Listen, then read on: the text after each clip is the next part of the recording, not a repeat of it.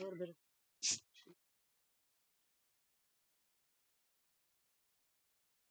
what happens.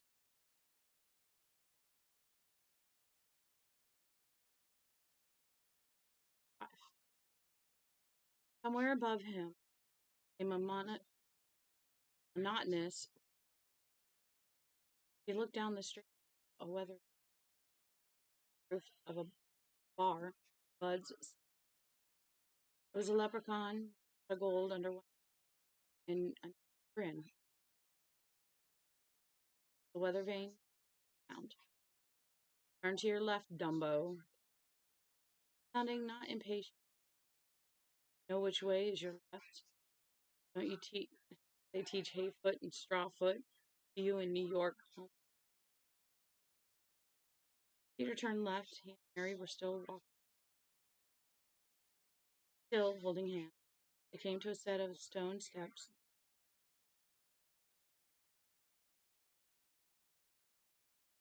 The building itself was much less modern. A white painted sign hung brick claimed it to be Desperation. Glow on the door. The offices found within. Air, committee, fire,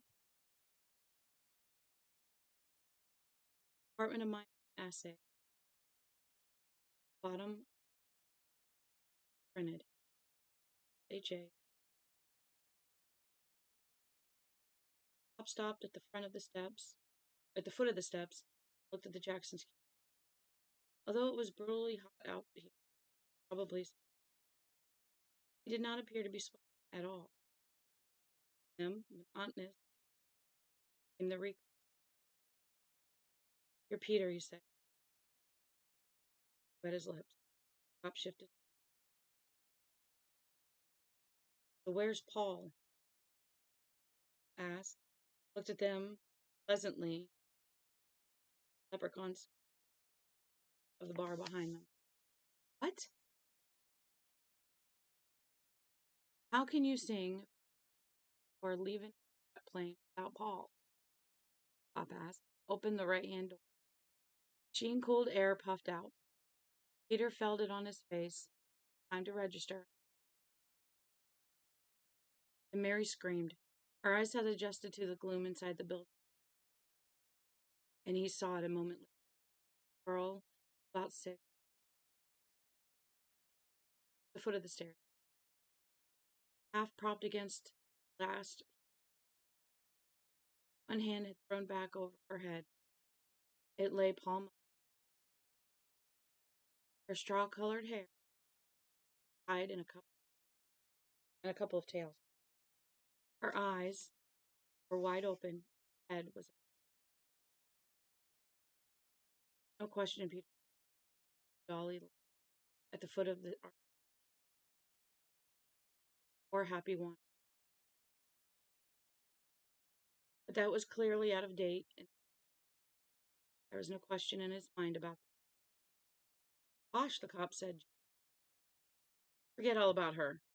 You can never remember everything, no matter how hard you try. Mary screamed again. Her fingers folded down against her palm, her hands against her mouth. Tried to bolt back down the stairs. No, you don't. What a bad idea, the cop said. He caught her by the shoulder and shoved her through the door, which he was holding open.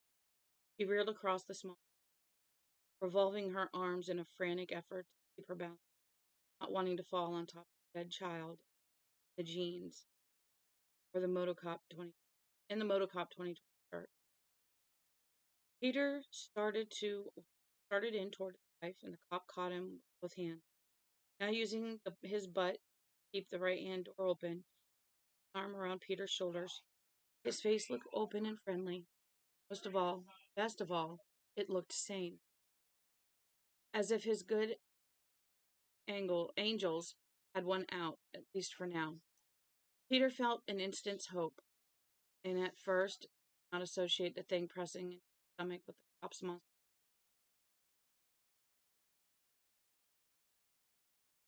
He thought of his father, who would sometimes poke him with the tip of his finger while giving him the finger to sort of tamp his aphorisms. Things like, no one ever gets pregnant if one of you keeps your pants tidy. He didn't realize it was a gun. Pop's oversized sausage finger. The Mary shrieked. No, oh no, don't, Peter began. I don't care if you're a Jew or a Hindu, the cop said, hugging Peter against him. He squeezed Peter's shoulder, chummily, with his left hand. He cocked the 45 right. In desperation, we don't care about those things much. He pulled the trigger at least 3 times. There might have been more. 3 reports was all Peter Jackson heard. They were muffled by his stomach, but still very loud. An incredible heat shot up through his chest and down through his leg at the same time, and he heard something wet drop his shoes. He heard Mary still screaming. Sounds seemed to come from far, far away. Now I'll wake up in my bed, Peter thought, as his knees buckled and the world began to draw away. As bright as afternoon sun, from side of a receding railroad car. Ow, ow. That was all. His last thought as the darkness swallowed him forever, really wasn't a thought at all, but an image.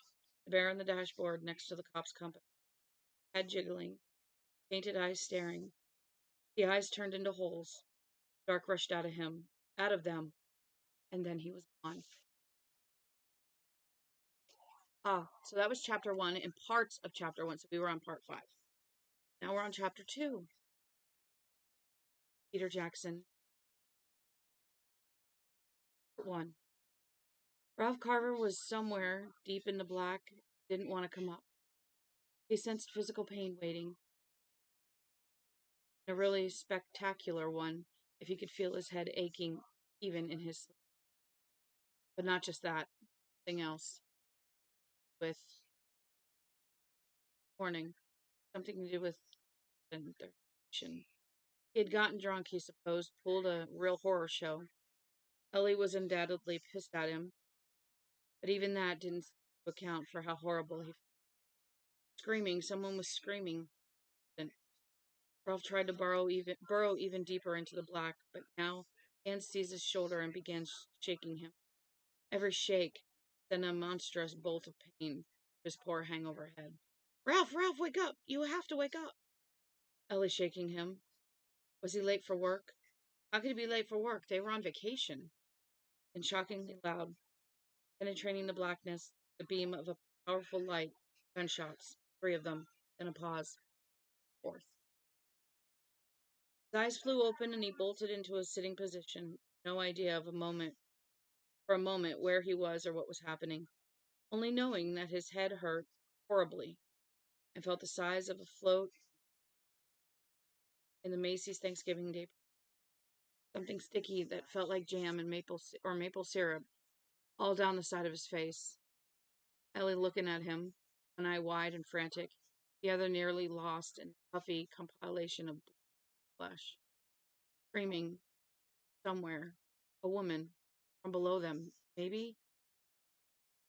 He tried to get on his feet, his knees. He fell forward off the bed he was sitting on, except it wasn't a bed, it was a cot, and landed on his hands and knees. A fresh bolt of pain passed through his head. For a moment he thought his skull had split open like an eggshell. Then he was looking down at his hands through clotted clumps of hair. Hands were streaked with blood, the left considerably redder than the right. As he looked at them, sudden memory. Kirsten, oh Jesus, Ellie, catch her. Burst into his head, poison firework, and he screamed down at his blood-stained hand, screamed at what he had been trying to burrow away from, dropped into his mind like the stone into a pond. Kirsten had fallen down the stairs. No, pushed. Crazy bastard who had brought them here had pushed his 7-year-old daughter. Ellie had reached for her. The crazy bastard had pushed his wife in the eye and knocked her down. But Ellie had fallen on the stairs. Kirsten, down. Her eyes wide open, full of shocked surprise. Ralph didn't think she'd know what had happened. And if he could hold on to anything, he would hold on to that. That it all happened too fast for her to have any. And then she had hit. It cartwheeled, feet flying first upward and then backward. And there had been this awful sound like a branch breaking under the weight of ice. Suddenly, everything about her had changed. He had seen the change even before she came to stop at the foot of the stairs, as if there was no little girl down there, but a stuffed dummy, head peaceful. Think it, don't you dare think it. Except he had to. The way she had landed, the way she had lain at the foot of the stairs, her head, fresh blood was pattering down on his left hand. Apparently something was wrong with that side of his head. What had happened? Had the cop hit him too? Maybe with the butt of the monster sidearm he was wearing? Maybe, but part was mostly gone. That part was mostly. He could remember the gruesome somersault she had done, and the way she had slid right down the rest of the stairs. And now she could come to a she had come to a rest with her head cocked that way. That was all. Christ, wasn't it enough? Ralph! Lee was tugging at him, panting harshly. Ralph, get up! Please get up! Dad? Daddy, come on! That was David from farther away. He okay, Mom? He's bleeding again, isn't he? No, no, yes, he is. I can see it from here. Daddy, are you okay? Yes, he said. Got one foot planted beneath him. Groped the bunk, tottered up right. His left eye was bleary, blood. The lid felt as if it had been dipped in plaster of Paris. He wiped it with the heel of his hand, wincing as fresh paint. The area above his left eye felt like freshly tenderized meat. He tried to turn around toward the sound of his son's voice and staggered. It was like being on a boat. His balance was shot, and even when he stopped turning, it felt like something in his head, like he was still doing it, reeling and rocking, going round and round. Ellie grabbed him, supported him, helped him forward. She's dead, isn't she? His voice choked. His choked voice came out of the throat, out of a throat plated with dead blood. He couldn't believe what he heard the voice saying, and he supposed that in time he would. That was the worst of it. In time he would. Kirsten's dead. I think so, yes, Allie staggered. Grab the bars, Ralph, can't you? You're going to knock me over. They were in a jail cell. In front of him, just out of reach, was the barred door. The bars were painted white, and in some places the paint had dried and hardened in thick runnels. Ralph lunged forward a step and grabbed them. He was looking out at a desk, sitting in the middle of a square of floor, a single bit of stage dressing, a minimalist play. There were papers on it, a double-barrel shotgun, and a straw of fat green shotgun shell. True, excuse me. The old-fashioned wooden desk chair in the knee hole was on the caster. There was a faded blue seat. Overhead, the light fixture. Dead flies inside the fixture. Huge, grotesque. There were jail cells on 3 sides of the room. In the middle, probably the drunk tank, was large and empty. Ralph and Ellie Carver were in the second small cell to the right was empty. Across from them, 2 other closet-sized cells. In one of them was their 11-year-old son, David, and a man with white hair. Ralph had seen nothing else of him, because he was sitting on the bunk with his head lowered. When the woman screamed from below them again, David turned in that direction, where an open door gave on a flight of stairs. Kirsten falling, snapping sound of her neck, going down, street level. The white-haired man did not shift position.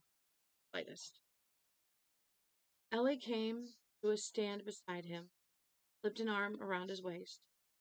Ralph risked letting go of the bars with one of his so he could take. Now there were thuds on the stairs coming closer, scuffling. Someone was being brought up to join them. It wasn't coming. We have to help him, she was screaming. We have to help Peter. Her words broke off as she was thrown into the room. She crossed it with weird, balletic grace, stuttering on her toes, white sneakers like ballet slippers, hands held out, hair streaming behind her, jeans, a faded blue shirt. She collided with the desk, upper thighs smacking the edge hard enough to make it move backward toward the chair. And then, from the other side of the room, David was shrieking at her like a bird, standing at the bars, jumping up and down on the balls of his feet, shrieking in a savage, panicked voice Ralph had never heard before, never even suspected. The shotgun, lady, David screamed. Get the shotgun. Shoot him, lady, shoot him. The white-haired man finally looked up. His face was old and dark, desert tan. The deep bags beneath his watery gin-head eyes, gave him a bloodhound look. Get it, the old man rasped. For Christ's sake, woman. The woman in the jeans and the work shirt looked toward the sound of the boy's voice, then back over her shoulder, toward the stairs, a clump of heavy, approaching footfalls. Do it, Ellie chimed in from beside Ralph. He killed our daughter. He killed all of us. He'll kill all of us. Do it. The woman in jeans and work shirt grabbed for the gun. Part 2. Until Nevada, things had been fine. It had started out as 4 happy wanderers from Ohio, destination Lake Tahoe. There, Ellie Carver and the kids would swim and hike and sightsee for 10 days, and Ralph Carter would gamble. Slowly, pleasantly, and with tremendous concentration. This would be their 4th visit to Nevada, their 2nd to Tahoe, and Ralph would continue to follow his ironclad gambling rule. He would quit when he had either A, lost $1,000, or B, won $10,000. In their 3 previous trips, he had reached neither of these markers. Once he had gone back to Columbus with $500 of his stake intact. Once with $200. Last year, he had driven them back with over $3,000 in the inner left-hand pocket of his lucky safari jacket. On that trip, they had stayed at Hilton's, Sheridan's instead of the RV at camping areas, and the elder Carvers had gotten themselves laid every damn night. Ralph considered that pretty phenomenal for people pushing 40. You're probably tired of casinos, he'd said in February, when they started talking about his vacation. Maybe California this time. Mexico? Sure, we can all get dysentery, Ellie had replied. Look at the Pacific between sprints at the Casa de Pupu, or whatever they call it down there. What about Texas? We could take the kids to see the Alamo. Too hot, too historic. Tahoe would be cool, even in July. Kids love it. I do too. As long as you don't come asking for any of my money when yours is gone. You'd know I'd never do that, he had said, sounding shocked, feeling a little shocked, actually. The 2 of them sitting in the kitchen of their suburban home in Wentworth, not far from Columbus, sitting next to the bronze Frigidaire with the magnetic stick-on daisies scattered across it. Travel folders on the counter in front of them, neither aware of the gambling had already started, and the first lost be their daughter. You know what I told you? Once the addict behavior starts, the gambling stops, he had repeated. I know, I remember, I believe. You like Tahoe, I like Tahoe, the kids like Tahoe. Tahoe's fine.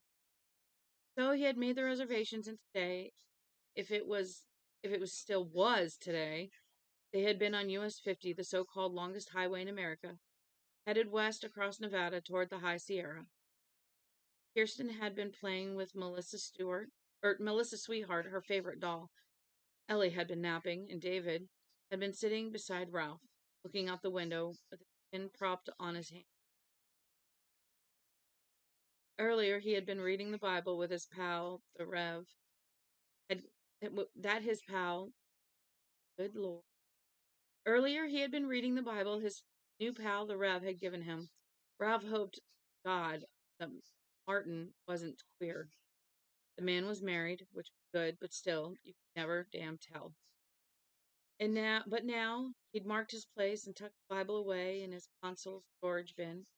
Ralph thought again of asking the kid what he was thinking about, all that Bible stuff was about. But you might as well ask a post what it was thinking. David. He could abide Davy, but hated to be called Dave. Was a strange kid that way. Not like either parent, not much like his sister either, for that matter. His sudden interest in religion, what Ellie called David's God trip, was only one of his oddities. It would probably pass. In the meantime, David did not quote verses to him on the subject of gambling, cursing, or avoiding the razor on weekends. That was good enough for Ralph.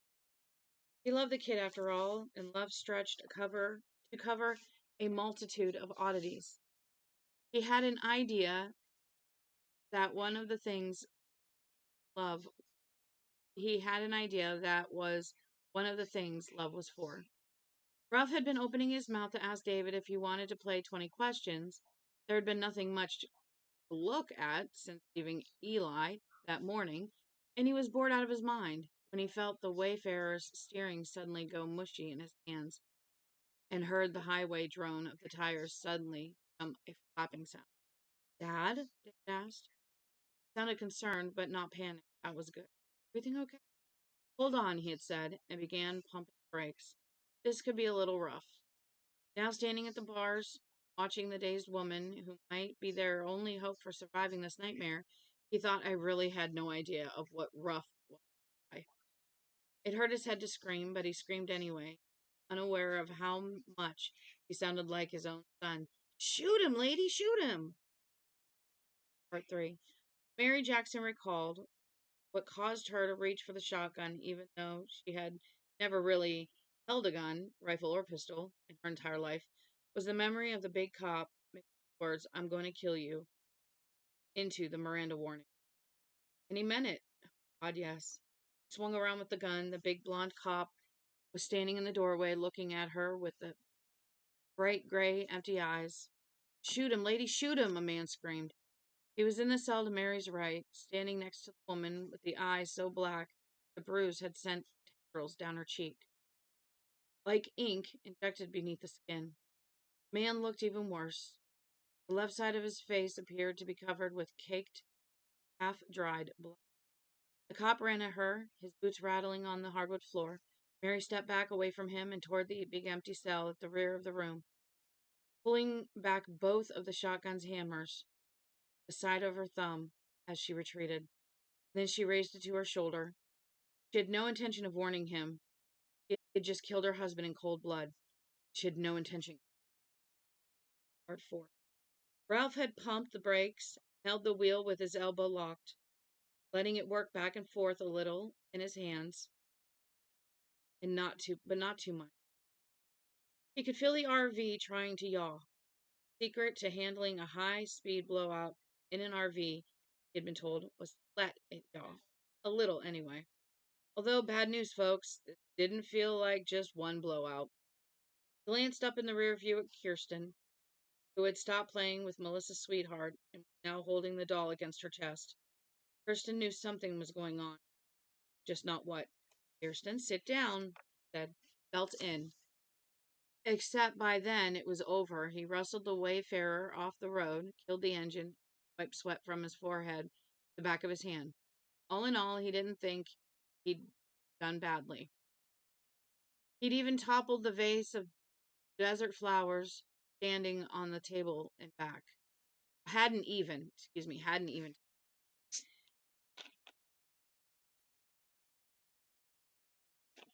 Ellie and Kirsten had picked them behind the motel in Eli that morning. Well, he and David were first loading up and then checking. Good driving, Dad. David said in a matter-of-fact voice. Ellie was sitting up now, looking around blearily. Bathroom break? He asked. Why are we tilted this way, Ralph? We had a. He broke off, looking into the outside mirror. The police car was rushing toward them from behind, blue lights flashing. It came to a screaming stop about 100 yards back, and the biggest cop Ralph had ever seen in his life almost bounded out. Ralph saw the cop, had his gun drawn, felt adrenaline light up his nerves. Cop stared right and left, gun held up to shoulder height, with a muzzle pointed at the cloudless morning sky. Then he actually turned in a circle. He was facing the RV again. He looked directly into the outside rear view, seeming to meet Ralph's eye. The cop raised both hands over his head, brought them down violently, raised and brought them down again. The pantomime was impossible to misinterpret. Stay inside, stay where you are. Ellie, lock the back doors. Ellie, lock the back doors. Ralph banged down the button beside him as he spoke. David, who was watching him, did the same thing on his side of the car without having to be asked. What? She asked him uncertainly. What's going on? I don't know, but there's a cop back there and he looks excited. Back where I had a flat, he thought, then amended that. The flat. Cop bent and picked something up off the surface of the road. It was a meshy strip, little twinkles of light bouncing off. In a way, light bounces off the sequins of a woman's evening dress. He carried it back to the car, dragged one end along the shoulder, his gun still in the other hand. Still held up a kind of port arms. He seemed to be trying to look in all directions at once. Ellie locked the aft door and the main cabin door, then came forward again. What in the Sam hell is going on? Told you, I don't know. But that doesn't look, real encouraging. He pointed in the mirror outside the driver's window. Ellie bent, planted her hands just above her knees, and watched with Ralph as the cop dumped a meshy thing into the passenger seat, then backed around to the driver's side, with his gun now held up in both hands. Later it would occur to Ralph just how carefully crafted this little silent movie had been. Kirsten came up behind her mother and began to bop Melissa's sweetheart softly against her mother's dugout bottom. But, she sang. We love a great big mother butt. Don't, Kirsten. Don't, Kirsty. Ordinarily, Kirsty would have never needed 2 or 3 requests to cease and desist, but something in their mother's voice this time caused her to stop at once. She looked at her brother, who was staring as intently into his mirror as the grown-ups were into Daddy's. She went over to him, tried to get in his lap. David sent her back on her feet gently but firmly. Not now, Pie. But what is it? What's the big deal? Nothing, no big deal, David said, never taking his eyes off the mirror. The cop got into his cruiser and drove up the road to the Wayfarer. He got out again, his gun still out, but now held along his leg, with the muzzle pointed at the road. He looked right and left again, then walked over to Ralph's window. The driver's position in the Wayfarer was much higher than the car's seat would have been. The cop was so tall, 7, that he was still able to look down at Ralph as he sat behind the wheel of the captain's chair. The cop made a cranking gesture with his empty hand. Ralph rolled his window halfway down. Trouble, officer. How many are you? The cop asked. What's wrong? Sir, how many are you? 4, Ralph said, beginning to feel really frightened now. My wife, my 2 kids, me. We have a couple of flats. No, sir. All your tires are flat. You ran over a piece of highway carpet. I don't. It's a strip of mesh embedded with hundreds of short nails, the cop said. We use it to stop speeders whenever we can. It beats the hell out of hot pursuit. What was a thing like that doing in the road? Ellie asked indignantly. The cop said, I'm going to open the rear door of my car and the one closest to your RV. When you see that, I want you to exit your vehicle and get into the back of mine, and quickly. He cranked his neck, saw Kirsten. She was now holding on to her mother's leg and peering cautiously around it, and gave her a smile. Hey, girlio. Kirsty smiled back at him. Bob shifted his eyes briefly to David. He nodded, and David nodded back noncommittal. Who's out there, sir? David asked. A bad guy, it said. That's all you need to know for now, son. Very bad guy. The end of his sentences, that will become. Officer, Ralph began. Sir, with all due respect, I feel like a clay pigeon in a shooting gallery. There's a dangerous man out here. He's good with a rifle, and that piece of highway carpet suggests he's nearby.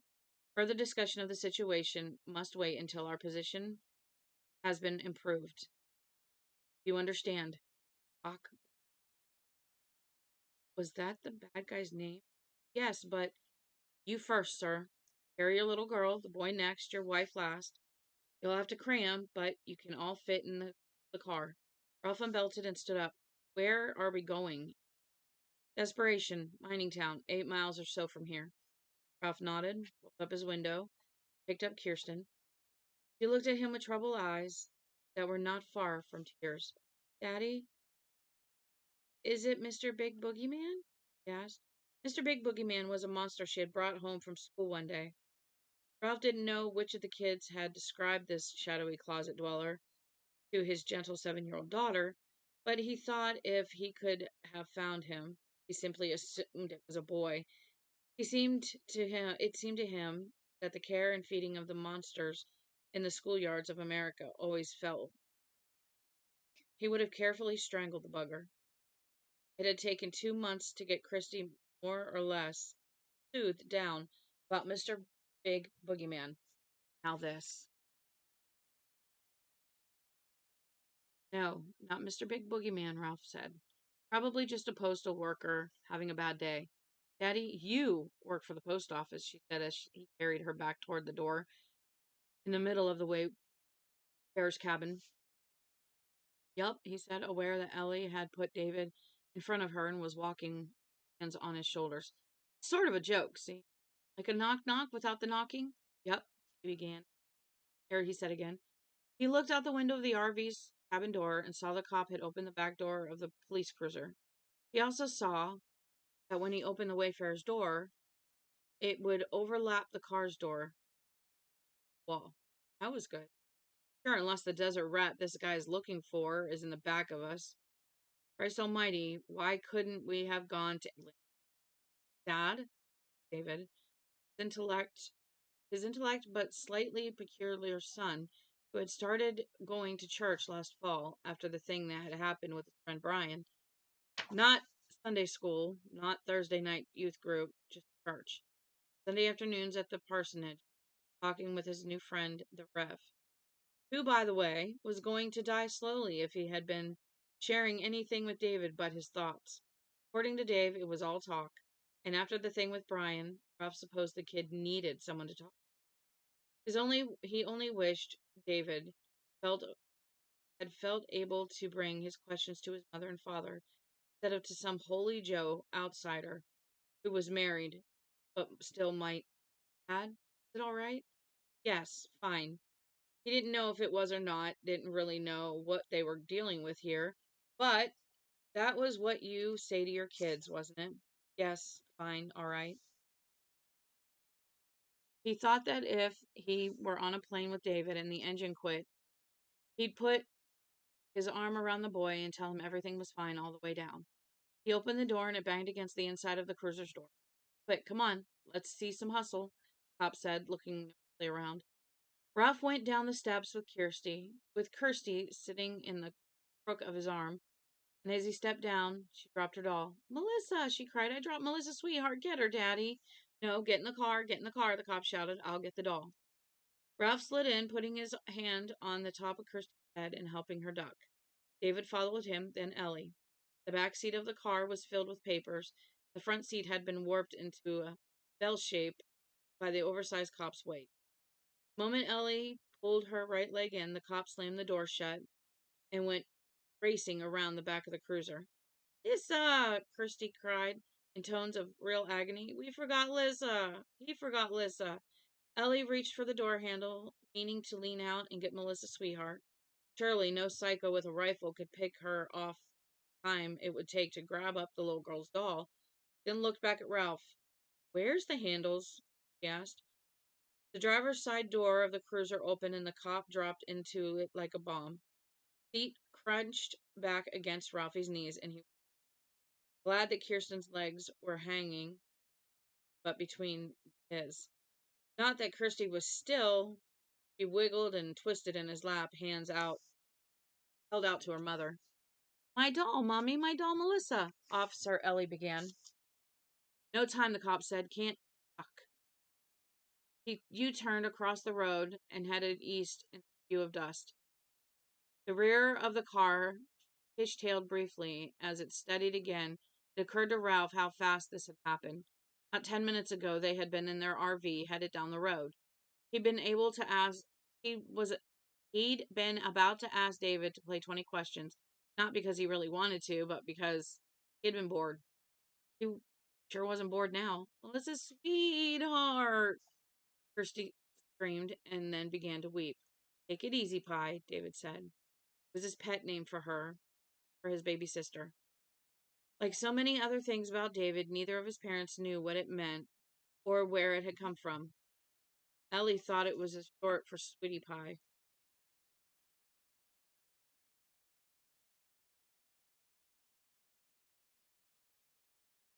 Hi.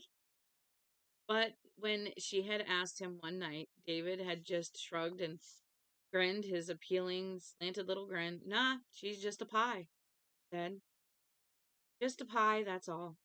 But Alyssa's in the dirty old dirt, said, looking at her brother with. We'll come back and get her. We're all up, David said. Promise? Huh? I'll even help you walk. With Prell? Uh-huh. He put a quick kiss on her cheek. What if the bad man comes, Kirsty said. The bad man, like Mr. Big Boogeyman. What if he doll naps Melissa's sweetheart? David covered his mouth with his hand to hide the ghost of a grin. He won't. The boy glanced up into the rearview mirror, trying to make eye contact with the cop. Will he? No, the cop said. The man we're looking for is not a doll napper. There was no facetiousness Ralph could detect in his voice. He sounded like Joe Friday. Just the facts, ma'am. He slowed briefly as they passed a sign which read Desperation, then accelerated as he turned right. Ralph hung on, praying that the guy knew what he was doing, that he wouldn't roll them. The car seemed to lift slightly, then settled back. They were now headed south. On the horizon, a huge bulwark of earth, hand side cut with cracks and zigzags, trenches like black scars loomed across the sky. What is he, then? They asked. What is this bad guy? Who is this guy? And how did he get a hold of the stuff you used to stop speeders? The whatchamacallit. Highway carpet, Mom, David said. He ran a finger up and down the metal mesh toward the front and back seat, between the front and back seats, his face intent and thoughtful and troubled. Not even a ghost of a smile there now. Same way he got the guns he's totin' in the car he's driving, the man behind the wheel said. Now they were passing Rattlesnake Trailer Park. Now the headquarters of the Desperation Mining Corp. Up ahead was a huddle of business buildings. A blinker light flashed yellow under the 100,000 miles of blue denim sky. He's a cop. And I'll tell you one thing, Carvers. When you've got a nutty cop on your hands, you've got a situation.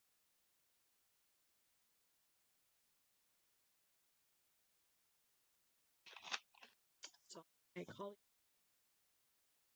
How do you know our name? David asked. You didn't ask to see my dad's driver's license. How do you know our name? Saw it when your dad opened the door, the cop said, looking up at the rearview mirror. Little plaque over the table. God bless our roaming home, the Carvers. Cute.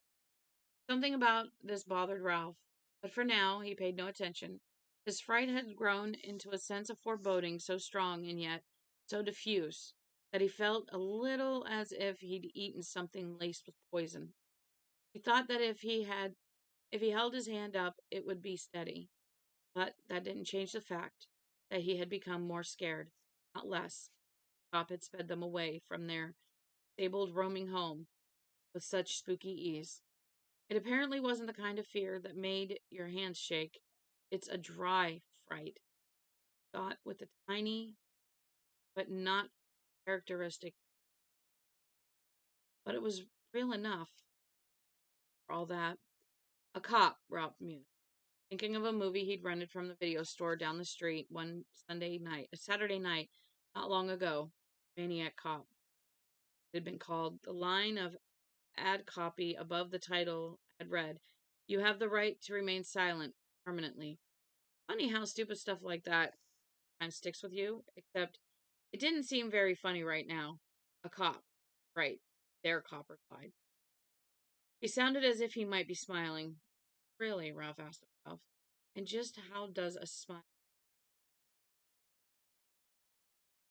He was aware that Ellie was looking at him with a kind of strained curiosity.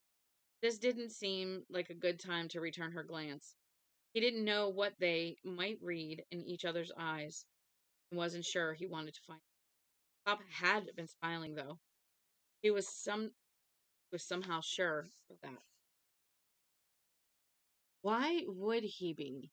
What's funny about a maniac cop on six flat tires, or a family of four crammed into a hot police car with no handles in the back doors, or my daughter's favorite doll lying face down in the dirt 8 miles back? What could possibly be funny about any of those? He didn't know, but the cop had sounded as if he were smiling. State trooper, did you say? Ralph asked as they drove beyond the blinker. Look, Mummy, Kirsty said brightly. Alyssa's sweetheart, at least temporarily forgotten. Bikes! Bikes in the street and standing on their heads. See down there. Isn't that funny? Yes, honey, I see them, Ellie said. She didn't sound as if she found the upside down bikes in the street anywhere near as hilarious as her daughter did. Trooper, no, I didn't say that, the big man behind the wheel still sounded as if he was smiling. Not a state trooper, a town cop. Really? Ralph said, wow. How many cops do you have in a little place like this, officer? Well, there were two others, the cop said, smile in his voice more obvious than ever, but I killed them. He turned his head to look back through the mesh, and he wasn't smiling after all, he was grinning. His teeth were so big they looked more like tools than bones. They showed all the way to the back of his mouth. Above and below them were what seemed like acres of pink gum. Now I'm the only law west of the Pecos. Ralph stared at him, mouth gaping. The cop grinned back, driving with his head turned, pulling up neatly in front of the Desperation without ever looking once at where he was going. Carvers, he said, speaking solemnly through his grin, welcome to Desperation.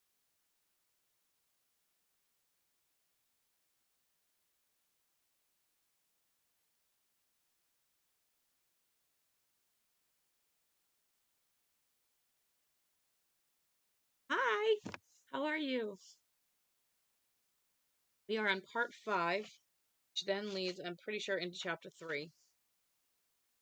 So, having fun reading. I'm not sure how long I'll read, though.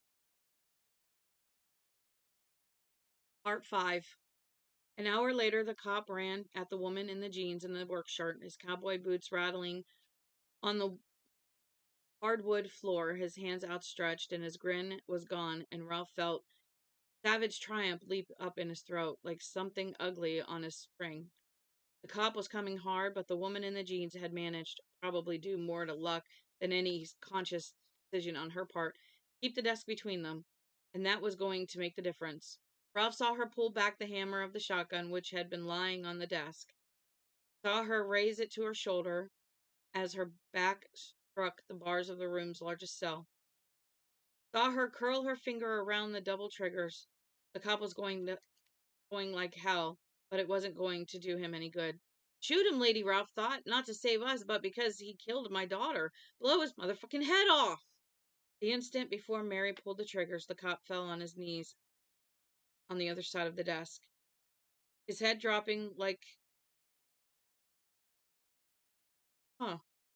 dropping like the head of a man who was knelt to pray. The double roar of the shotgun was terrific in the closed holding area.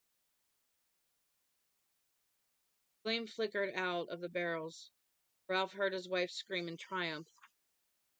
He saw it. If so, it was premature. The cop's Smoky Bear hat flew off his head. But the loads went high. Shot hit the back wall of the room and thudded like the plastered stairwell behind the open door, with the sound of a wind-driven sleet hitting a window pane. There was a bulletin board to the right of the doorway, and Ralph saw round black holes splatter across the papers packed up there. The cop's hat was a shattered ruin, held together by a thin leather hat band. It had been buckshot in the gun, not Bird. If it had hit the cop in the midsection, it would have torn him apart. Knowing that made Ralph feel even worse. Big Cop threw his weight against the desk, shoved it against the room toward the cell Ralph had decided was the drunk tank, toward the cell, and the woman pressed against the cell's bars. The chair was penned in the knee hole. It swiveled back and forth, Castor squalling. The woman tried to get the gun down between her and the chair before the chair could hit her, but she didn't move fast enough. The chair back crushed into her hips and pelvis and stomach, driving her backward into the bars. She howled in pain and surprise. The big cop spread his arms like Samson, preparing to pull down the temple, and grasped the sides of the desk. Although his ears were still ringing from the shotgun blast, Ralph heard seams under the arms of the maniac cop's khaki uniform shirt give way. The cop pulled the desk back. "Drop it," he yelled. "Drop the gun, Mary." The woman shoved the chair away from her, raised the shotgun, and pulled back the double hammers again. She was sobbing with pain and effort. Out of the corner of his eye, Ralph saw Ellie pull her hands over her ears as the dark-haired woman curled her finger around the triggers. But this time there was only a dry click when the hammers fell. Ralph felt disappointed, as bitter as gall crowd in his throat. He had known just looking at it that the shotgun wasn't a pump or an auto, and still he had somehow thought it would fire.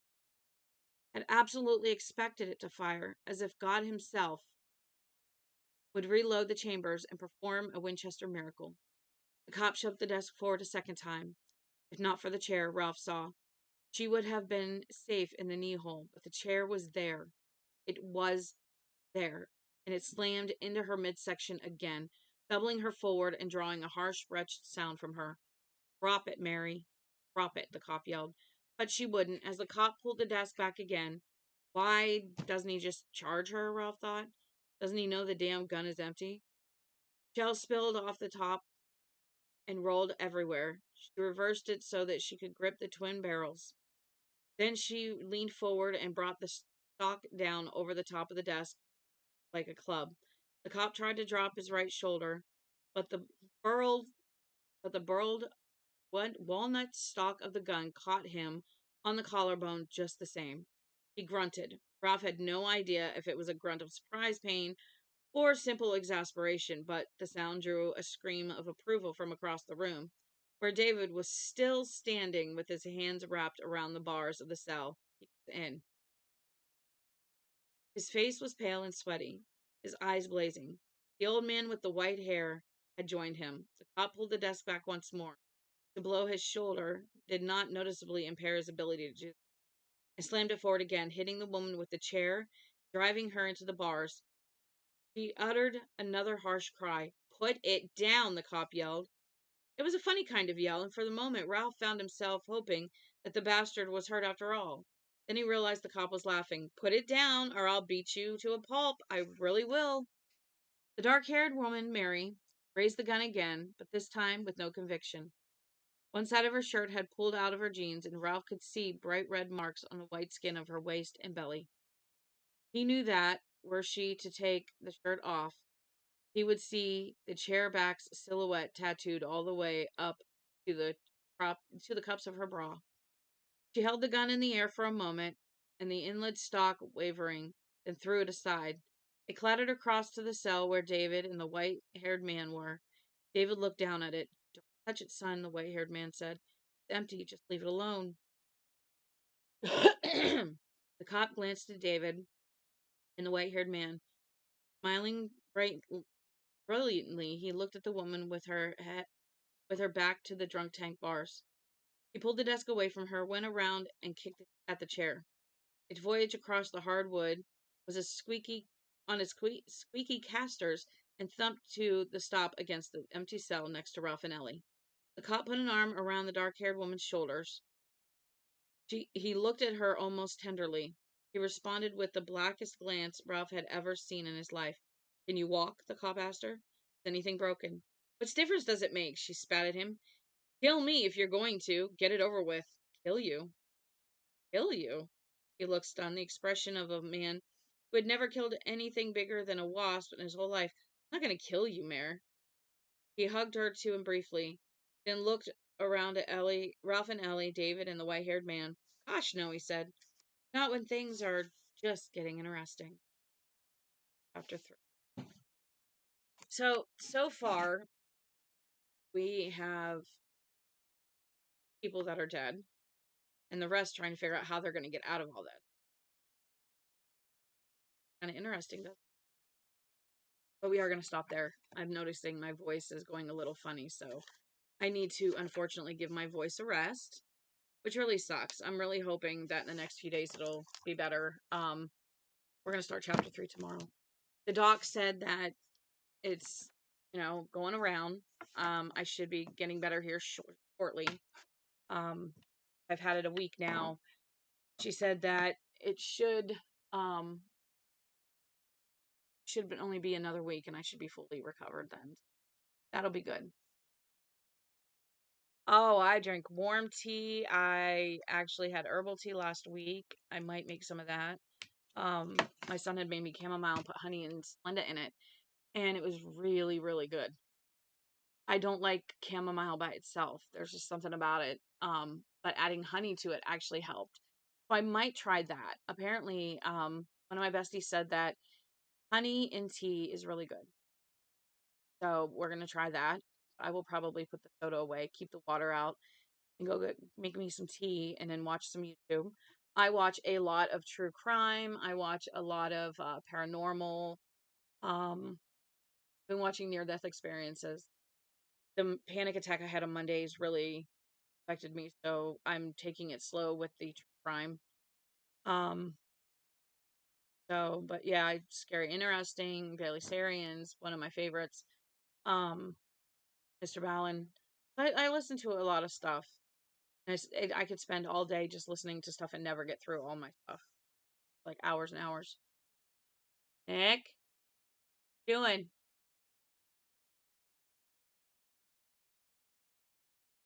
Can you, I got a favor of you. When you're done, I got a favor for you, okay? My younger 3 children live here. My oldest lives out of the city, which is good. She's far away, got her own place, living with her boyfriend. They got 6 dogs, and the 6th one is Shuck, our baby boy. And we've got Phoebe, the hyper round ass. Right now they're outside, which is why I was able to read so good. Just getting through, and I know I'm messing up a lot. And you got to remember, I'm not reading this before I read it. I'm not bothering to read the book and then come back and read again to you guys. I'm reading it with you. So, the book you're reading, I can read it. Sure. I don't know. You might be able to find it. But if not, will you please bring the dogs in? Yeah,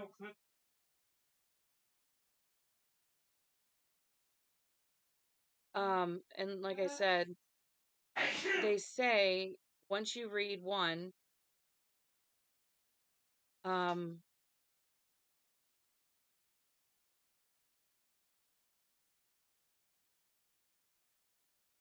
I found out that Desperation and the Regulators, I've read the Regulators, and I was very shocked at the ending, but that means it's a good book. And Desperation are hand in hand. There's a reason for that. Hi, babes! And knocks over the garbage. I'm going to need you to come in here with a bag. Which, there's one already in here. the dogs have come in and they're playing. So the Regulators and Desperation came out at the same time. They released the Regulators in '96 after Bachman died, and Desperation, I need a bag for that stuff. And Desperation, Stephen King set out. I was trying to clean my room, Mom. But that I understand. I understand. Go. I'll get it. And so the reason that they came out hand in hand is because they are some of the same characters in both books, and they are alternate universes. So whereas this one's taking place in Nevada, Regulators takes place on Poplar Street in Wentworth, Ohio. So I was really confused about how the characters could be in there because I thought maybe you had to read one and then read the other because they moved or something. But no, it is alternate universes, alternate dimensions, whatever. Basically, they are the same people, but in different worlds. We'll put it that way. Like, Desperation is in this world and Regulators is in this world, but they are really good. So far, I'm really liking this. It's not going too fast. It's explaining what has happened to all the people, how they got there, what they're doing there, why they were in Nevada on highway or on US 50 in the first place. So it's not as if, it needs to go really fast, but I like the pace of it because I like having, I text you the book, by the way. I like having the explanations, backgrounds. And there doesn't have to be like this whole background of they met, but what it is they've told how they're there. So I love having the Carver's background and then, having the Jacksons' background of how they got there. And it's very sad that they lost Peter, but they've still got Mary, and now they've lost Kirsten, and still got David. And it's very funny because the Carvers are who the Carvers are, but with from the Regulators, so it's really neat. So if you remember that they are different dimensions, different universes, whatever, it really helps. But I personally do like this, and I know who Talk is because I read the Regulators, and they will explain it in Desperation. So I just am gonna let you guys find out. So I kind of like this whole thing of reading to you guys. I know I don't have the best voice, especially right now, and I try to put a little bit of emotion in it, but it's me feeling like I'm reading in a reading club or reading in a group of friends. And if y'all want to subscribe, that's great. You'll know when I come on. I like to do it in the morning because it's quieter. I may even get on later tonight again. So anytime I feel like I want to read, I'm literally just going to get on and read. And I will have the highlights up, but within a day, I'd like to move them highlights over to, or the videos over to highlights so they're there permanently. So that way, if you guys start and you're like, oh, I need to back up, you can go back to 1 and then 2 and then 3, and I do mark them. So it's part 1, part 2, this is part 3.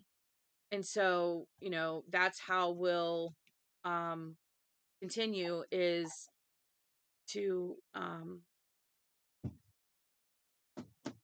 do it in parts like I did the Running Man. It's 15 parts, but it took me time, and I may end up missing days, and I do apologize for that. But depending on how I feel, I'd like to get up in the morning, hopefully in the evening before I go to bed, even if it's just a half an hour. If I can get, an hour in each day, an hour and a half in each day, that's a long time to read.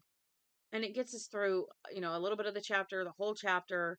And I am going to try to read a chapter each time I read. So depends on how much time I have and whether or not I need to go anywhere. Tomorrow being Sunday, I will have to, because my daughter and my husband go to work time. I'm not sure though. He may decide, take her to work early and then take the van. So we'll see how that goes. But, tomorrow morning I will get up and I will read some more. If you guys don't see me on tonight, then don't worry. I will be on tomorrow morning. They're running around. Yesterday, they got into a really bad fight. And when they fight, I separate them. Playing is one thing, but if I hear them fighting, I will separate them, put one to bed, one in the mudroom, and They get to sit there. What you doing? Phoebe, Harley. Nope, they're playing. That's why he's barking, because they're playing. He doesn't like them getting rough. But they're big dogs, and it's mama and daughter, so they're allowed to play as long as they're not doing this deep growl like they did yesterday. So, because she's Phoebe's part pit bull, there is absolutely no fighting allowed, but play fighting is. That's something dogs need to get used to. And she's learning that. She's still learning biting because she was a singleton. She's still learning her bite and division. So I'm starting to yelp, and she's like, trying to figure out. She'll jump some more, trying to figure out if I'm okay. Are you trying to eat her? She gets this look of, I'm going to attack you, and she'll walk over, and then she'll attack her mama. It's really funny. So they're being good. What are you doing? Are you being good? Nope, she's not being good, huh? Hey, hey, hey, hey! Stop that! Hey, hey, hey! Are you up in the board? You want to play? Or are you telling her she can't? No, she's allowed to come over here and play with me. You meanie head. She's not even grabbing her. It's like, she's not even like digging into her or nothing. She's just like, hey, stop that. Let me pull your tail. And this is when they're really being good, and then she goes and kisses her. What are you doing? You gonna get your toy? Where's your ball? I see your ball. Where's your ball? Bring it here. Bring it here. Oh, okay. So you dropped the ball. Go figure. I guess we're gonna play with a toy instead. I don't know. Grabbed the ball, and then she brought it, and then she let go. She knows what her toys are. She knows what her balls are. She knows to bring it here if she wants to play. But right now, she just wants to play with Mama. We're gonna let him play. But yeah, I'm gonna go, and I am going to try some tea. Put some honey in it, and put like 1 or 2 Splenda in it. So I don't put a lot of Splenda in. Like sugar and soda is like that, and mocha are my main sugar sources for actual sugar. Here at home, I use Splenda. So all right, my voice is going. I am going to get going. Thank you so much for watching. I really appreciate you guys. Follow if you want. I'm going to try to come up with a schedule, and that way you guys know when I'm on. I'll try to do it every day. So if I can't do it every day, it's because I don't feel good usually. Anyway, I really appreciate you guys being here and watching me and joining in. And I love you guys. Thank you. Y'all have a good evening. Bye.